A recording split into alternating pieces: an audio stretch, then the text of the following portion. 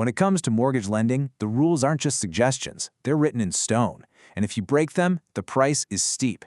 Today, we're digging into the serious penalties MLOs face for non-compliance, from fines that can absolutely wreck a business to consequences that can end a career for good.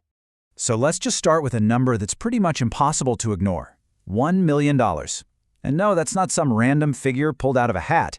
It's the maximum financial penalty for a single instance of mortgage fraud. That right there really sets the tone for how seriously this industry takes misconduct. Okay, now pair that $1 million fine with this number: 30 years.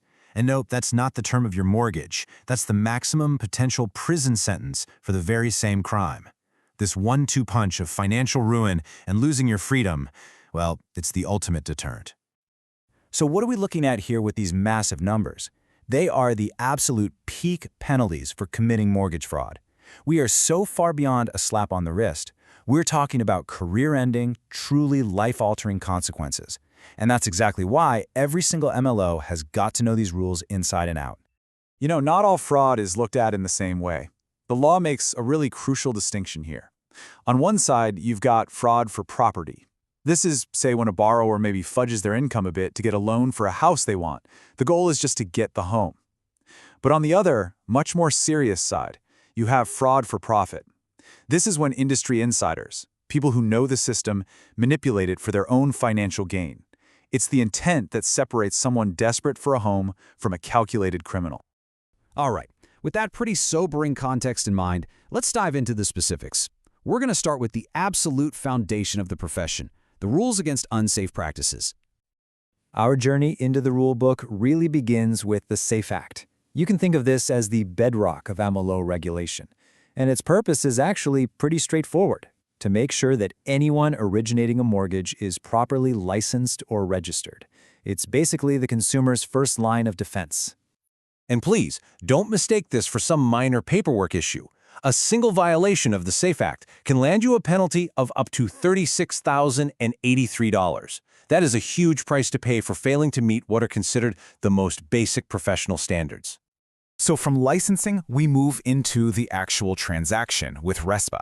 This law is all about keeping a level playing field during the settlement process. It flat out prohibits kickbacks, fee splitting, and any other kind of under-the-table deal that could jack up the costs for the borrower.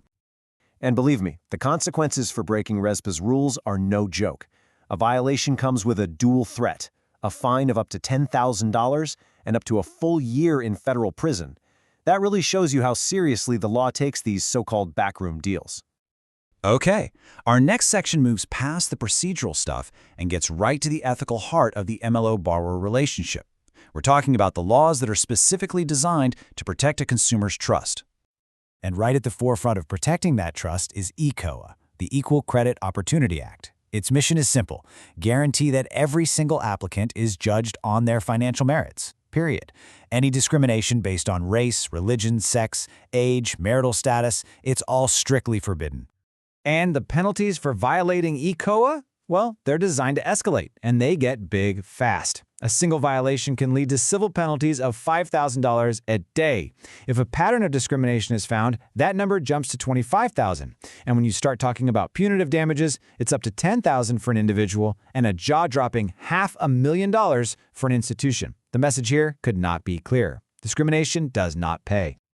Sticking with that theme of consumer trust, we've got TILA, the Truth in Lending Act. If ECO is about ensuring fairness, then TILA is all about ensuring clarity. This law basically requires lenders to put all their cards on the table, disclosing every single cost and term so that you, the consumer, can make a truly informed decision. And failing to be totally transparent comes with a pretty hefty price tag. Just one TILA violation can result in a penalty of over $14,000. This just goes to show you that even a seemingly small mistake in a disclosure can have major financial consequences. And that brings us full circle. A major violation of TILA, especially under those really complex TRID rules, can escalate all the way back up to that $1 million penalty we talked about right at the beginning. It's a powerful reminder that in the world of mortgages, the details, they matter a lot. All right, our final section deals with something that is more relevant today than ever before: the absolutely critical importance of protecting a borrower's private information. At the very heart of data privacy is the Fair Credit Reporting Act, or FCRA. You can think of this law as the guardian of your financial reputation. It makes sure that the information on your credit report is accurate, it's private, and it's transparent. Now, the penalty for a single FCRA violation is up to $1,000. And I know, compared to the other numbers we've been talking about, that might not sound like much. But here's the thing. These violations almost never happen in isolation. They often affect thousands of consumers, which can turn that seemingly small penalty into a massive, multi-million-dollar class action lawsuit. And finally, we have a rule that pretty much everyone has heard of, the National Do Not Call Registry. The concept couldn't be simpler, right? If a consumer is on the list, you can't call them to sell them something. It's one of the most direct forms of consumer protection out there. But the penalty for breaking this simple rule is anything but small. For each illegal call, the penalty can be up to $53,088. Just let that sink in for a second. It is by far one of the most punishing per-incident fines on the books, and honestly, a devastatingly easy mistake to make. So we've thrown a lot of big, kind of scary numbers at you, but the real takeaway from all of this is that the consequences of noncompliance go so much deeper than just writing a check. So let's do a quick recap. Mortgage fraud could cost you $1 million and 30 years of your life. A single SAFE Act violation, that's over $36,000. A RESPA violation comes with a $10,000 fine and jail time. Widespread ECO-A violations can hit $500,000, and just one illegal phone call can cost you over $53,000. These are not just numbers, they're absolute career enders. And all of this brings us to our final and maybe most important question. When you look at this incredibly complex web of regulations and these severe penalties, you really have to ask yourself, is just following the rules enough? Or does being a true professional in this industry demand a higher ethical standard, one that goes beyond just simple compliance?